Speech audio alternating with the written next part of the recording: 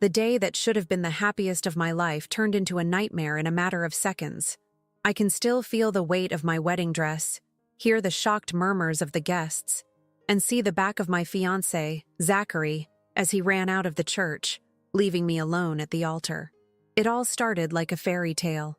The little church of Santa Clare was beautifully decorated with white lilies, my favorite flowers. The afternoon sun in October streamed through the stained glass windows, creating a play of light that seemed to bless that moment.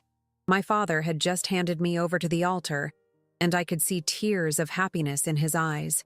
Zachary smiled at me, apparently as in love as he was the day we met 3 years ago. The priest began the ceremony, and my heart raced with joy. I was about to marry the man I loved, surrounded by our family and friends. The dress I had chosen with such care fell perfectly, and the bouquet of lilies in my trembling hands completed the perfect moment I had dreamed of since I was a little girl. Then it happened. At the moment, the priest asked if there was anyone who opposed the union. He paused dramatically. His eyes scanned the crowded church, and his deep voice echoed, "There is someone here with a hidden secret. A secret that needs to be revealed before this union is consummated." The silence that followed was deafening. I felt Zachary's hand loosen in mine. When I turned to look at him, I saw his face pale as paper. His eyes, always so sure and confident, now showed pure panic. "Zachary?" I whispered, but he didn't answer. Instead, he completely released my hand and took a step back. Then another, and another. Then, in a sudden movement that took everyone by surprise, he turned and ran toward the exit of the church. I stood paralyzed, watching the figure of the man I loved disappear through the main door, leaving only the echo of his hurried footsteps and a trail of shocked whispers from the guests. My maid of honor, Diana, rushed to support me as my legs began to tremble. "Where is he going?" I asked aloud, more to myself than anyone else. "Why is he running away?" The priest remained silent, his face a mask of compassion that only heightened my anguish. The guests began to stir, some rising from their seats, others whispering among themselves. My mother ran to the altar, her words of comfort lost in the buzzing that filled my ears. It was Diana who finally pulled me away from the altar, taking me to the small room at the back of the church where I had prepared hours earlier, so full of hope and joy. Now, sitting in front of the same mirror where I had admired my happy reflection, I barely recognized the woman staring back at me. "What happened?" I asked Diana, who held my hands tightly. "What secret is this?" "I don't know, dear," she replied, concern evident in her voice. "But we will find out." At that moment, as silent tears began to stain my perfectly applied makeup, I had no idea that this was just the beginning. The secret that had made Zachary flee was only the tip of an iceberg of lies and betrayals that was about to surface, forever changing not just my thwarted wedding, but my entire life. My father entered the room, his normally serene face now contorted with anger. "Violet," he said, using my name with a softness that contrasted with his expression. "The car is waiting. Let's go home." I nodded mechanically, allowing Diana to help me stand. As we walked out of the church through a side door, avoiding the curious and pitying gazes of the guests, a single question hammered in my mind. What terrible secret could make a man abandon his bride at the altar? The answer, I would soon discover, was far worse than anything I could imagine. The drive from the church to my house felt like the longest of my life. Diana sat next to me in the back seat, holding my hand in silence while my father drove, his eyes occasionally meeting mine in the rearview mirror. My mother had stayed at the church to handle the guests and the last-minute cancellation of the wedding reception. Another painful task on a day that should have been a celebration. When we got home, still dressed as a bride, I collapsed onto the living room sofa. The dress I had chosen with such care now felt like it weighed a ton, as if every pearl and lace carried the weight of the humiliation I had suffered. Diana gently removed my veil and began to undo my hair from the pins that held it up. It was then that my phone, which she had kept since the ceremony, started to ring insistently. There were messages and missed calls from Zachary. My heart raced at the sight of his name on the screen, but before I could reach for the phone, my father picked it up. "No, daughter," he said firmly. "Not now." He lost the right to speak to you the moment he ran out of that church. Part of me wanted to protest, to demand the phone, to find out what secret had destroyed what should have been the happiest day of my life. But another part, perhaps the more sensible one, knew my father was right. I wasn't emotionally ready to face that conversation yet. Diana prepared tea and helped me change out of my wedding dress into comfortable clothes. Meanwhile, I could hear my father speaking on the phone on the porch, his usually calm voice now laden with contained anger. Was he talking to Zachary? To his parents? At that moment, I didn't have the strength to ask. The rest of that afternoon passed in a blur of tears and unanswered questions. Close friends and family called or dropped by, all trying to offer comfort, but no one knew how to explain what had happened. The priest from the church also called, asking to speak with me in person the next day. There was something in his tone that made me uneasy. It was already nighttime when my mother finally arrived home.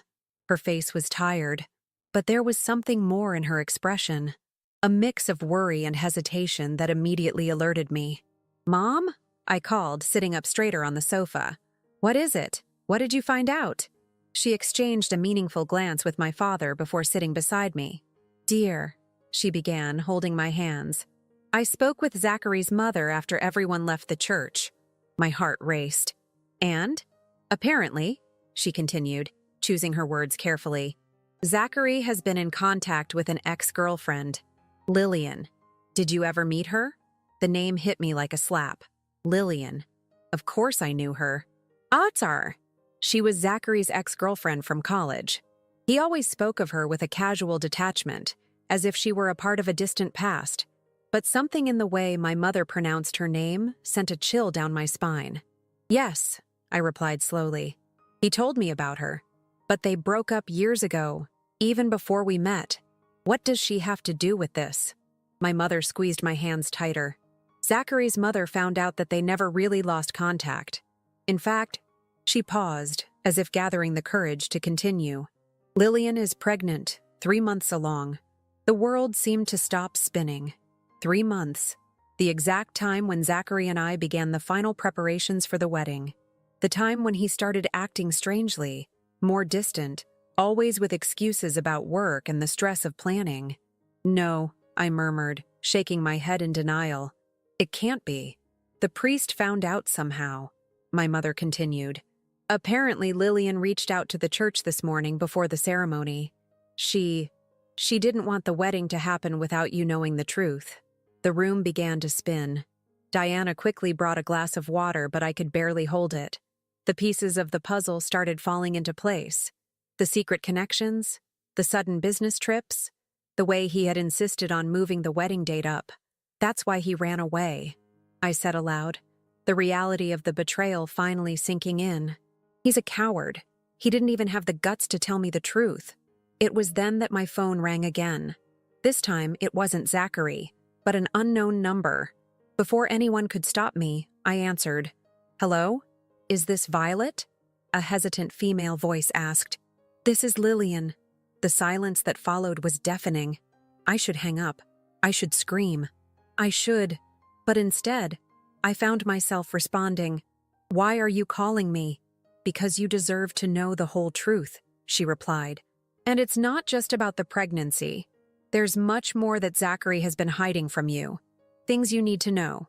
I looked at my family, all watching me with concern, and made a decision. "I'm listening," I said, my voice steadier than I expected. What Lillian revealed in the next few minutes would change not only my perspective on Zachary, but also the entire life I had planned for us. Each word she spoke was like a new brick in the wall beginning to rise between my past and my future. "Zachary isn't who you think he is," Lillian began, her voice trembling over the phone.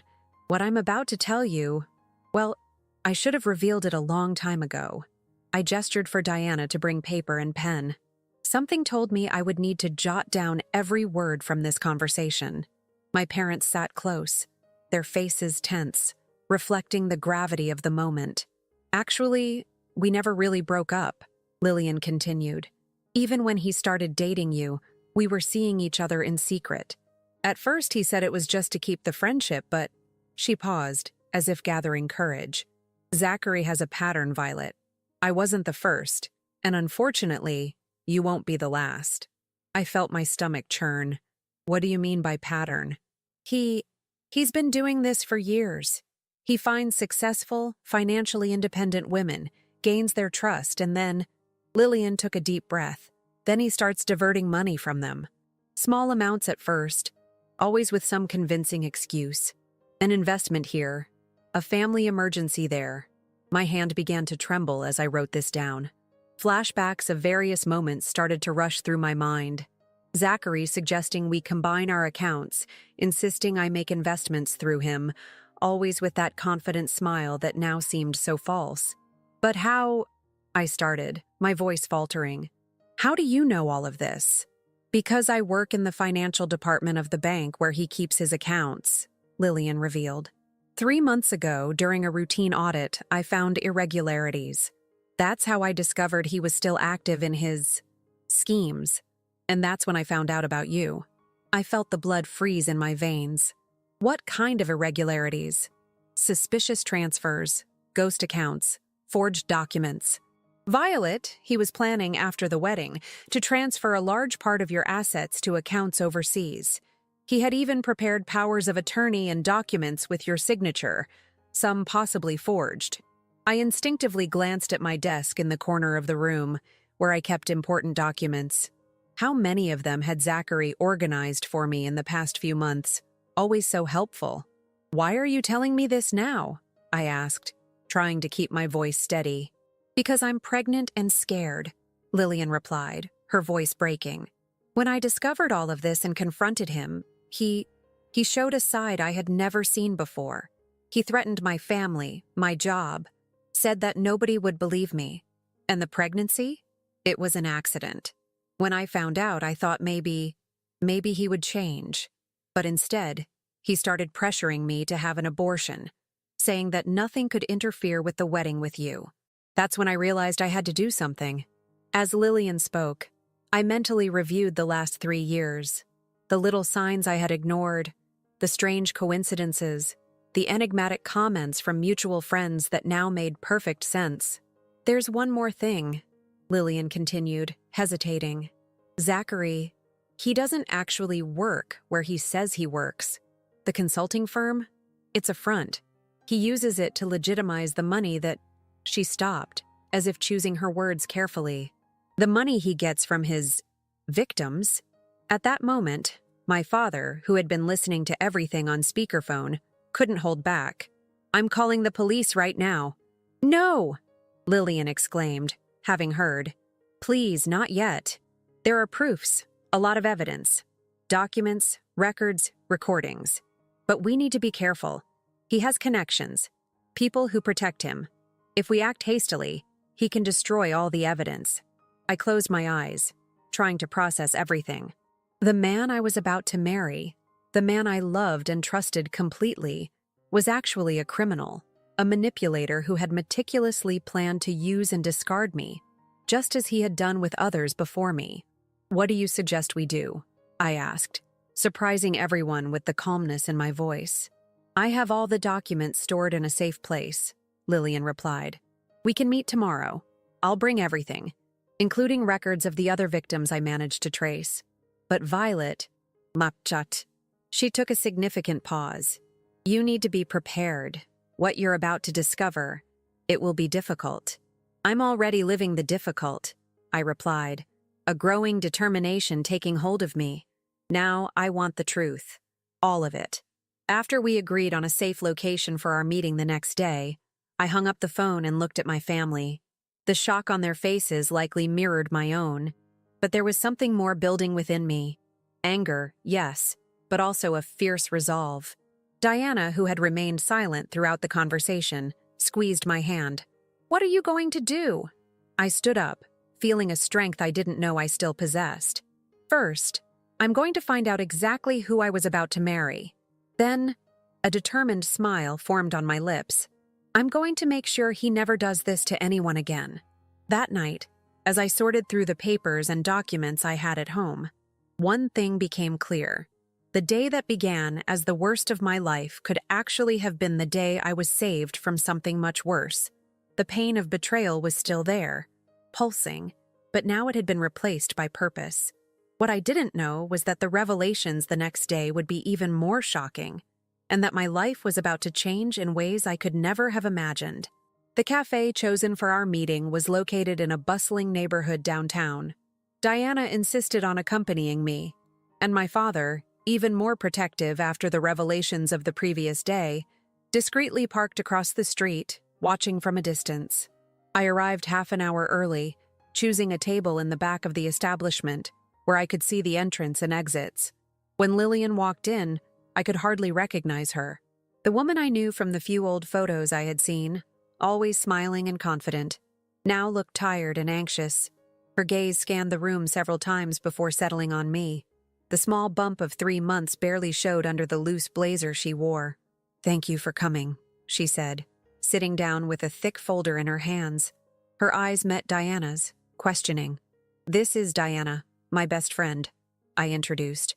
"You can trust her as you trust me." Lillian nodded, placing the folder on the table. "Before we start, I need you to understand one thing," she said, her voice low but firm. "What I'm about to show you, it's not just about money or betrayal. It's about destroyed lives, ruined families. Zachary, he is meticulous, patient. He builds trust over years before he acts." She opened the folder and began spreading documents across the table. Bank statements, contracts, photos, newspaper clippings. A complex web of evidence that made my stomach churn. "This is Camilla." Lillian pointed to a photo of a well-dressed, middle-aged woman. "She lost everything in 2019.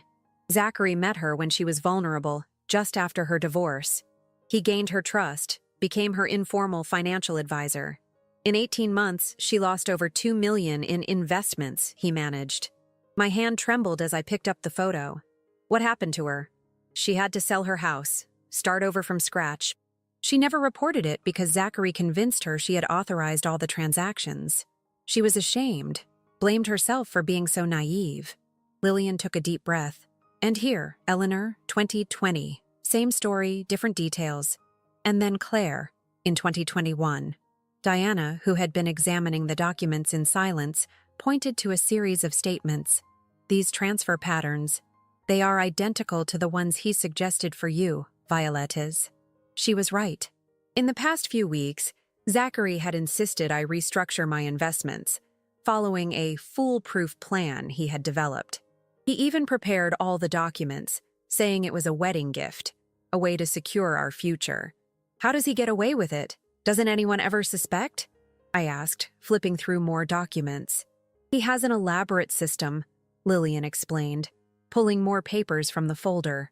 "Shell companies, fronts, perfectly forged documents. And more importantly, he chooses his victims very well. Independent, successful women, but for some reason, emotionally vulnerable. He builds a perfect story for each one, customizing his approach." "How did you find all this out?" Lillian unconsciously rubbed her belly. "I started investigating when I noticed some strange patterns in the accounts he managed. At first I thought it was just bad financial management, but the more I dug..." She hesitated, her eyes misting. "When I confronted Zachary, he showed his true face. He threatened my family, my job. Said he had proof that I was complicit, that he would destroy me if I said anything." "That's why you sought out the priest?" Diana asked gently. "Yes. I knew I couldn't let the wedding happen, but I also feared a direct confrontation. Father James. He's been my spiritual advisor for years. When I told him everything, he promised to intervene, but in a way that would protect me." As I examined more documents, an idea began to form in my mind. "Lillian," I started slowly, "you said you have access to his bank records, right?" She nodded. "Yes, through the bank. Why? And all these documents, are they copies? Do you still have the originals?" "I have everything stored in different secure places, including..." She lowered her voice even more. "Recordings. Zachary has a habit of bragging about his scams when he's drunk. I started recording our conversations after I discovered the truth." Diana leaned forward, her eyes shining with understanding. "Violettes, what are you thinking?" "I'm thinking," I replied, feeling a growing determination, that we have a unique opportunity here. Zachary thinks he's in control. He's probably expecting me to be devastated, vulnerable, more susceptible than ever to his manipulations. But in reality, Lillian added, a small smile forming on her lips, he's never been so exposed. Exactly. And if instead of simply reporting him, we caught him at his own game? Diana suggested, now fully engaged. Yes, I confirmed, organizing the documents with renewed purpose. But for that, we need to be as meticulous as he is. Lillian, you said he has connections, people who protect him. We need to know exactly who they are. Lillian opened her bag and pulled out a small flash drive. Here it all is. Names, dates, connections, transactions. I've been compiling this information for months, like a life insurance policy. I took the device, feeling its symbolic weight in my hands. Then let's use this. Not just to stop him, but to ensure he and all his accomplices are exposed. It will be dangerous, Lillian warned, though I could see in her eyes that she was already convinced. More dangerous than letting him roam free to destroy other lives? I asked, carefully putting away all the documents. Besides, he made a crucial mistake. What? Diana and Lillian asked almost in unison. He underestimated the power of women who have nothing left to lose. We left the cafe with an initial plan taking shape. As we walked toward the car where my father was waiting, I felt a different energy moving within me. The abandoned and humiliated bride from the day before had given way to a woman with a clear purpose. What Zachary didn't know was that his greatest blow, my nearly wedding, would also be his greatest downfall, and I would make sure that downfall was memorable. The days following my meeting with Lillian were intense. I transformed my home office into a command center, with walls covered in documents, photos, and diagrams connected by colorful lines. Diana joked that it looked like a movie crime scene, but each connection we made revealed more layers of Zachary's scheme. The first step is to protect our assets, Lillian explained during one of our meetings. She had brought her friend Abigail, a lawyer specializing in financial crimes, to help us. Zachary still doesn't know we've uncovered everything. That's our biggest advantage. Abigail examined the documents with a clinical eye. The timing is actually perfect. He's emotionally vulnerable after the wedding scandal. He's probably making mistakes, trying to cover his tracks in a hurry. I nodded, mentally reviewing our last interactions. Zachary had called me dozens of times in the first few days, then switched to sappy messages pleading to talk. He's trying to set up a meeting with me. Says he wants to explain everything. That's where we start, Diana suggested, her eyes shining with determination. He expects to find you fragile, desperate for answers. Let's give him exactly what he expects. The plan began to take shape. With Abigail's help, we first protected all my assets and investments, transferring them to new accounts and legal structures that Zachary couldn't access. Lillian, using her bank contacts, discreetly monitored his movements. He's agitated, she reported a few days later. He tried to access some joint accounts you had, but we've already blocked them.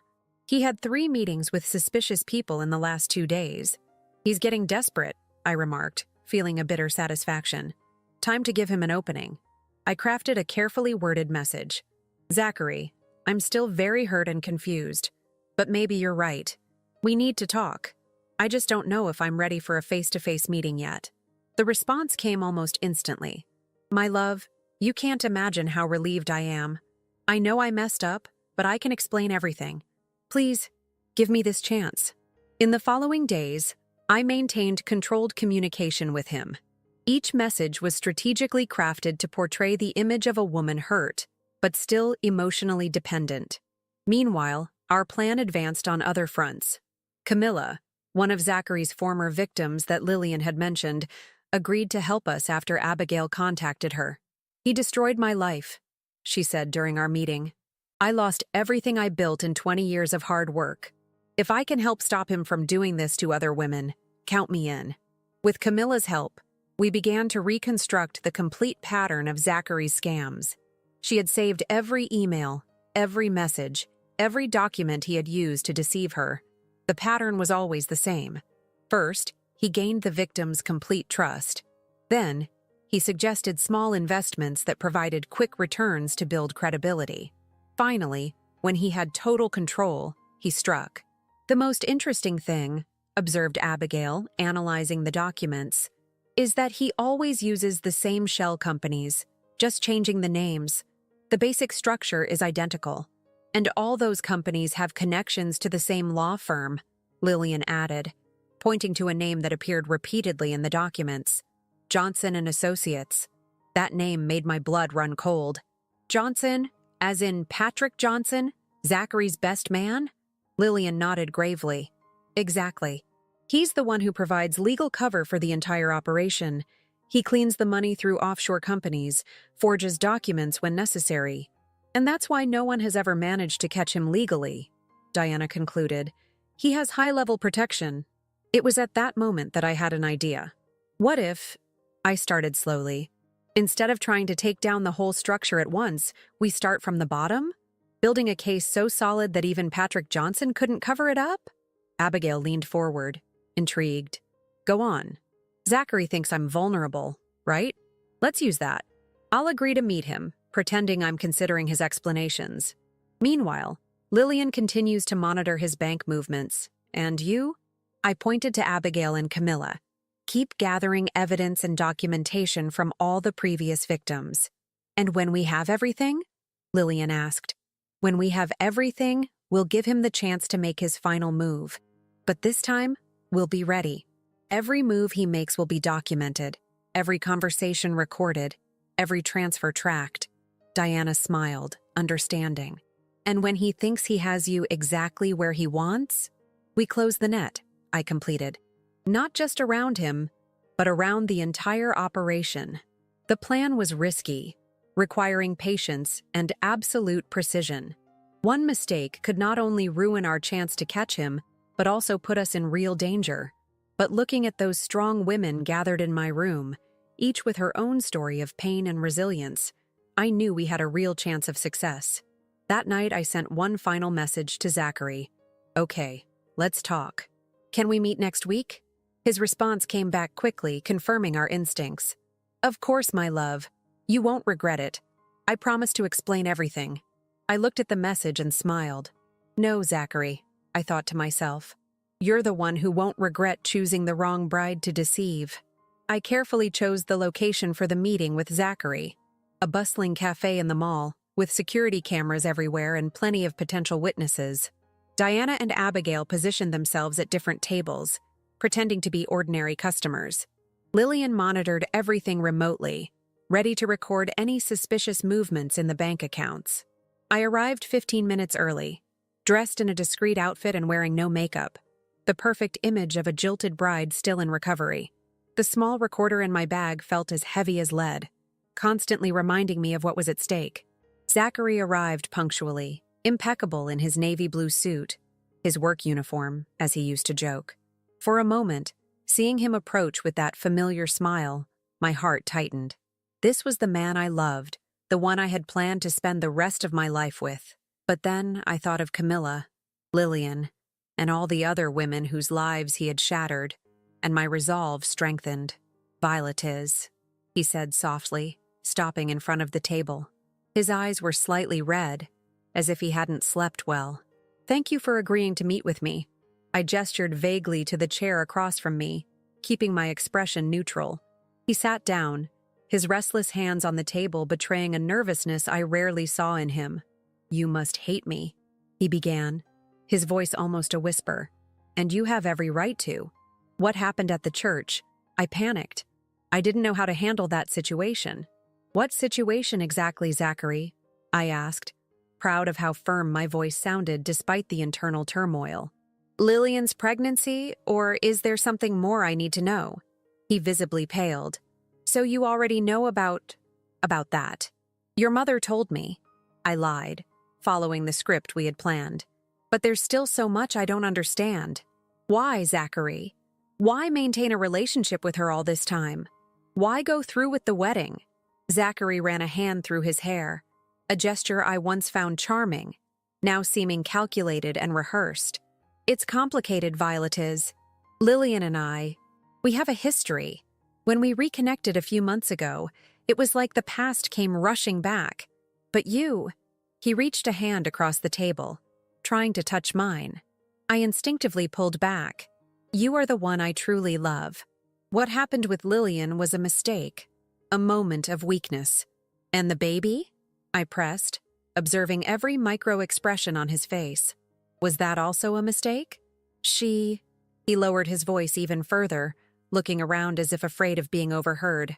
She is using this pregnancy to manipulate me. She wants money, threatened to tell everything if I don't help her financially. My stomach churned at his blatant lies. There he was, turning Lillian from a victim into a villain with the same ease he breathed. Money? I asked, feigning interest. How much does she want? It's better if you don't get involved in this, love, he replied, his tone suddenly protective. I'll handle it all. In fact, he hesitated, as if weighing his next words. That's why we need to talk about those investments I suggested. If we can reorganize your resources now, create some financial protection. And there it was, exactly as Lillian had predicted. Even amid a crisis, his true goal remained my money. The investments? I asked, allowing a hint of vulnerability to creep into my voice. Those documents you prepared before the wedding?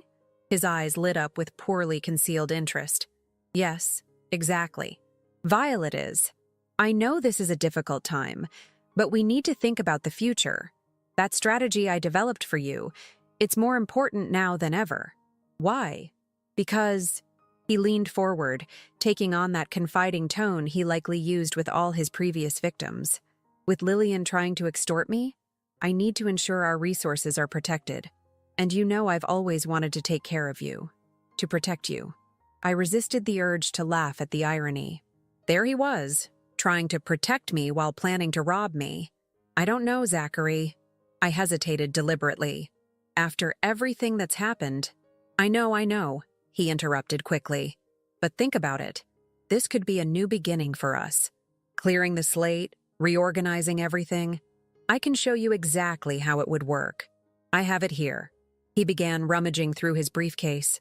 Not now, I cut him off gently. I need time to think. About everything. He nodded, forcing a sympathetic expression. Of course, my love. Take all the time you need. But don't take too long, okay? The sooner we resolve the financial side, the quicker we can focus on rebuilding our relationship. As he spoke, I noticed Diana discreetly photographing our conversation with her cell phone. At her desk, Abigail was taking seemingly casual notes. Can I call you tomorrow? He asked, clearly reluctant to end the meeting without a concrete assurance. Sure, I replied, gathering my things. Maybe we can discuss those investments in more depth. His face lit up with poorly disguised satisfaction. Of course. I'll prepare everything. You'll see how good this will be for us. We said goodbye with an awkward wave. He tried to kiss me, but I turned away. Watching him walk away, I felt a mix of disgust and sadness. How had I been so blind? Minutes later, gathered in Abigail's office, we played back the recording of our conversation. Perfect, declared the lawyer, smiling. He practically confessed that he's trying to manipulate your resources due to some alleged extortion, and we have it all on tape. But it's still not enough, Lillian warned. We need something more concrete. Documents, transfers. And we'll get it, I asserted, feeling renewed determination. Because now he thinks he has me exactly where he wants. He has no idea that every step he takes toward his next scheme will be another nail in his own coffin. Diana squeezed my hand in silent support. The game was just beginning, and for the first time since all of this started, I was sure we were one step ahead. In the weeks that followed our meeting, Zachary ramped up his advances. Daily calls, constant messages, always mixing declarations of love with concerns about my financial security. Each contact was carefully documented, every word recorded and analyzed by our team. He's getting bolder, Lillian observed during one of our strategy meetings. Her pregnancy belly was becoming more visible, and she absent-mindedly stroked it as she spoke. Yesterday, he tried to access 3 different corporate accounts he used in previous scams. Abigail, typing furiously on her laptop, looked up. That confirms our suspicions. He's preparing something big. Bigger than we imagined, I added, spreading out the latest documents we had received on the table. Look at this. They were copies of contracts and investment proposals Zachary had sent me the night before.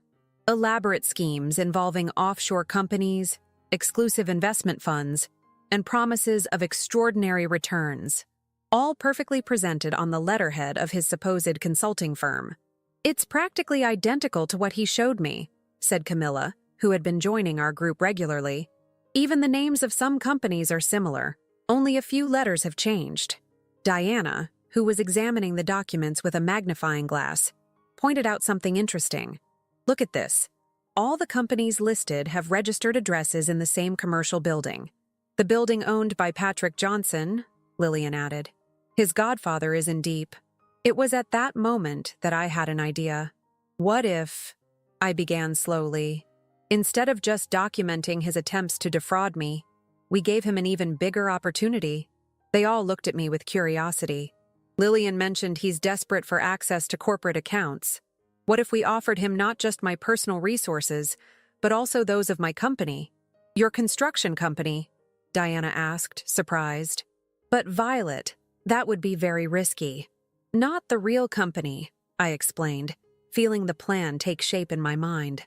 A shell company, something that looks big and profitable enough to spark his greed. Abigail straightened in her chair, intrigued. We can create a convincing corporate structure, with the right documentation, forged balance sheets, exactly like they do, I added. But this time, every document, every meeting, every proposal will be monitored and recorded. And more importantly, we'll have witnesses. The plan began to take shape quickly. With Abigail's help, we created a shell company that appeared extremely prosperous on paper. Lillian used her bank contacts to create a convincing financial history. Camilla, who had experience in real estate, helped us develop fictitious projects that seemed highly profitable. The following week, during a carefully planned dinner with Zachary, I accidentally mentioned a major project my company was about to start. It's a significant expansion, I commented casually, observing his immediate interest. But I confess I'm a bit unsure about how to manage all this capital. As expected, he bit the bait instantly. Violet, my love, why didn't you tell me this before? You know I can help. In fact, he paused thoughtfully. I have some contacts who could multiply that investment safely. I don't know, Zachary. I pretended to hesitate. After everything that happened, look. He took my hand across the table, his eyes locked onto mine with an intensity that once won me over. I know I messed up with you, but let me prove my love by helping you with this project.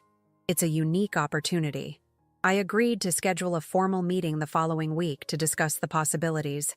When we said our goodbyes, he could barely contain his excitement.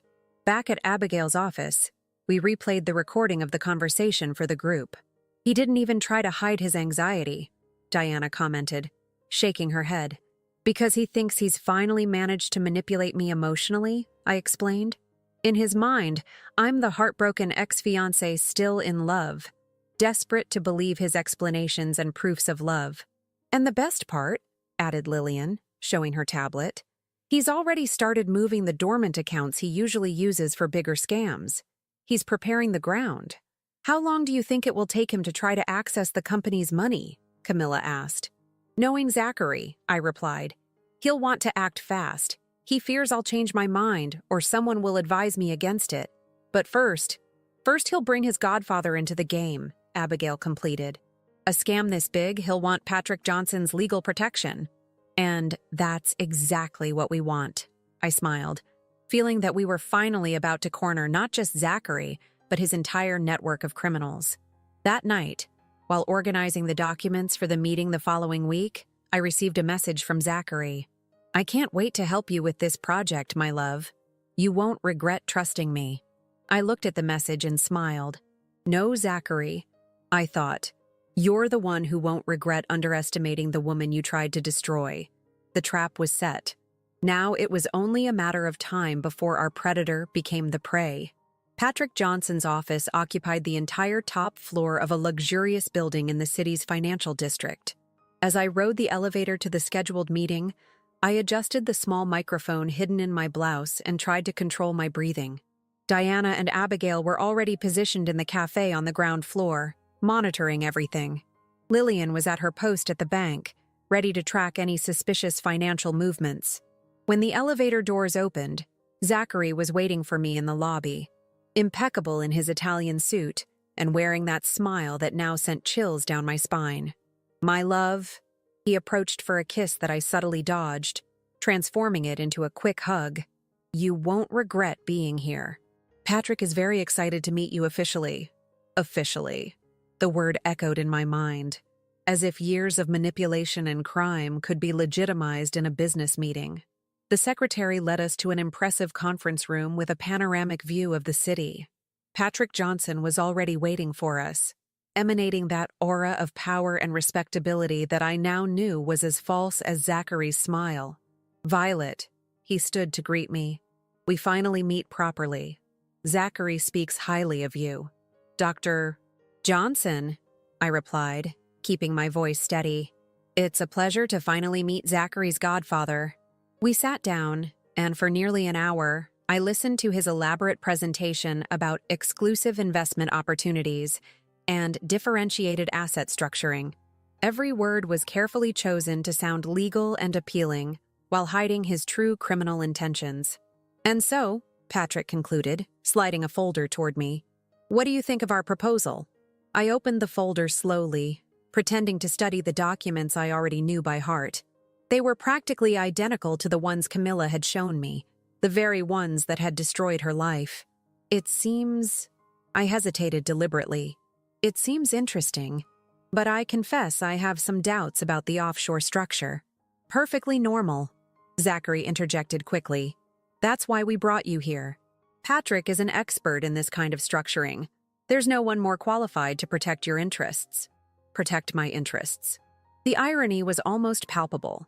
"Actually," I continued, keeping my voice calm, "I have several questions. For instance," I pulled my tablet from my bag, "about how this same structure was used to defraud other women." Zachary's smile froze. Patrick maintained a neutral expression, but I noticed his hands tense on the table. "What are you talking about, love?" Zachary tried to keep the tone light, but there was a tremor in his voice. "I'm talking about Camilla Brown," I began, sliding a photo across the table. "Who lost $2 million with you in 2019?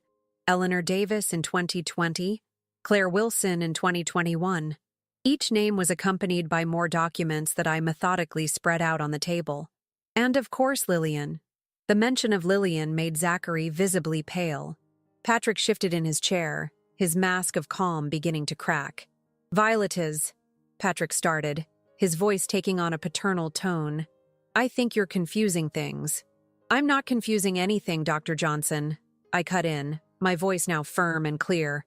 "I have here," I showed a USB drive, "complete documentation of all the frauds you committed over the past 5 years. Bank transfers, shell companies, forged documents, everything." Zachary abruptly stood up. "This is absurd. You have no idea what you're talking about." "On the contrary, Zachary, I know exactly what I'm talking about, including how you plan to use our wedding as cover for your biggest scam yet." At that moment, the door to the room opened. Abigail entered, followed by 2 plainclothes police officers and a prosecutor I knew had been following the case for weeks. "Gentlemen," Abigail announced, "I believe we have a lot to discuss." What followed was a controlled chaos. Zachary tried to flee but was quickly restrained. Patrick began making veiled threats, which were promptly recorded by the officers. While the documents were seized and preliminary statements were taken, I remained seated, watching the empire of lies crumble. "You can't prove anything," Zachary shouted as he was led out. "It's your word against ours." "Actually," I replied calmly, "it's your word against concrete evidence, witnesses, and—" I touched the microphone in my blouse. "The complete recording of this meeting where you practically confessed everything." I saw the exact moment realization hit him. His carefully laid plan, years of manipulation and crimes, crumbling because he made the mistake of underestimating me. Later, in Abigail's office, our team gathered to process the events of the day. Lillian brought the bank records showing how Zachary and Patrick had tried to erase evidence in the last few hours. Attempts she had carefully monitored and documented. "We did it." Diana hugged me tightly. "You did it." "We did it," I corrected, looking at each of those incredible women who had made it all possible. And this is just the beginning. Camilla, who had arrived to witness the outcome, was crying. "Finally, justice." "And the best part," Abigail added, checking her messages, "more victims are already coming forward. It seems the news of their arrest is spreading quickly." That night, alone at home, I picked up my old wedding album from the marriage that never happened. The images that once brought me pain now seemed to belong to another life, another person. The wedding dress still hanging in the closet was no longer a symbol of humiliation, but a reminder of how sometimes you have to lose something to gain much more. My phone rang. It was Lillian. "They're going to be locked up for a long time," she said, her voice thick with emotion. "The prosecutor said the evidence is irrefutable." "How are you?" I asked, concerned about her pregnancy amid all this stress. "I'm fine," she replied, and I could hear the smile in her voice. For the first time in a long time, I'm really okay. After hanging up, I stood looking out the window, watching the city lights. The day that should have been my wedding had transformed into the beginning of a journey I could never have imagined. A journey that taught me about strength, courage, and the power of women coming together. A year had passed since that decisive meeting in Patrick Johnson's office. The trial of Zachary and his accomplices had concluded 2 weeks ago, with sentences that would ensure they spent a long time in prison. The evidence we gathered was irrefutable, and when other victims began to come forward, the case became even bigger than we had imagined. On that sunny Saturday morning, I was sitting in the garden of Lillian's new home, watching her play with her 4-month-old son, Harrison. The baby had her eyes and a smile that lit up the entire area. It was hard to believe that the same woman, a year ago, had been terrified and hopeless. "Sometimes I still have to pinch myself," Lillian said, adjusting Harrison in her lap, "to believe that we really did it." Diana, who was preparing lemonade on the porch, smiled. "And to think it all started with a wedding that didn't happen? The most successful non-wedding in history," I joked, provoking laughter. Camilla arrived shortly after, carrying folders and her laptop. Since we recovered part of the money Zachary had stolen, she had reinvested in her career as a financial consultant, but this time with a special purpose, to help other women protect their assets. "You won't believe this," she announced, barely containing her excitement. 3 more victims of similar schemes reached out to us this week. Not from Zachary, but the pattern is the same. After our story went public, we created a nonprofit organization focused on preventing financial fraud and supporting women who had fallen victim to similar scams. What began as a small support group had transformed into a nationwide network for protection and financial education. "Is next week's seminar confirmed?" Diana asked, who had become the events coordinator for the organization. "Absolutely confirmed," replied Abigail, who had just arrived. After the case, she had further specialized in financial crimes and was now one of the main speakers at our events. I looked at that group of incredible women, each transformed by our shared experience, and felt a wave of gratitude. What started as a personal tragedy had turned into a life mission. "You know," I began, picking up Harrison while Lillian poured herself some lemonade, "the other day I found my wedding dress at the back of the closet." "You still haven't gotten rid of it?" Diana asked, surprised. "Actually, I have a plan for it," I smiled. "I thought we could do something symbolic." "What kind of symbolic something?" Camilla asked, intrigued. "A ritual of transformation. Just as we transform, we can turn that symbol of pain into something positive." I thought about cutting it up and turning it into baptism dresses for babies of single mothers. Lillian immediately embraced the idea. "It's perfect. I can help with the sewing, and we can hold an event to deliver the dresses. And take the opportunity to promote our fraud prevention work," added Abigail, always practical. As they excitedly discussed the details, I found myself reflecting on how life takes unexpected turns. The dress that was supposed to be worn on the happiest day of my life would now become a symbol of hope for other women. "Are you okay?" Diana asked softly. noticing my moment of introspection. "I'm great," I replied sincerely. "Just thinking about how sometimes we need to lose something we thought we wanted to find something we really needed. Like a network of incredible women?" She smiled. "Exactly. And you know what's even more ironic? Zachary and his cronies targeted independent and successful women because they saw us as easy prey, emotionally vulnerable. Little did they know that this same independence and strength would be their downfall." Lillian, who had come closer with Harrison sleeping in her arms, added, "and that their victims would become a force for change." At that moment, my phone buzzed with a notification. It was an article about our organization in a major newspaper, highlighting how our work had helped dismantle 3 other scam rings in recent months. "Look at this." I showed my phone to them. "It seems we're bothering the right people." "And this is just the beginning." Camilla smiled, determined. "Every woman we help becomes another warrior in the fight." As the sun set that Saturday afternoon, sitting among my friends, no, my battle sisters, I realized that the priest, by dramatically interrupting my wedding with his announcement of a secret, had inadvertently given me the greatest gift of all, the chance to discover my true strength and purpose. The wedding dress that would never be worn in a marriage would now be transformed into little dresses of hope. The tears I shed at that altar turned into strength to help other women, and the love I thought I had lost was replaced by something much more powerful: self-love and female solidarity. To us, I lifted my glass of lemonade in an impromptu toast. "To all of us," they responded in unison. And there, in that garden, surrounded by strong women who refused to be victims, I understood that sometimes happy endings are not as we imagine. Sometimes they are much, much better. The secret revealed at the altar, which seemed to have destroyed my life, had actually freed me to live a more meaningful and authentic life. And this, I realized, was the greatest revenge I could have. Not just to survive, but to thrive and help other women do the same. "We have more work to do," Abigail said, "already organizing the folders for our next meeting." "Yes," I agreed, looking at each of those extraordinary women. "And we're just getting started."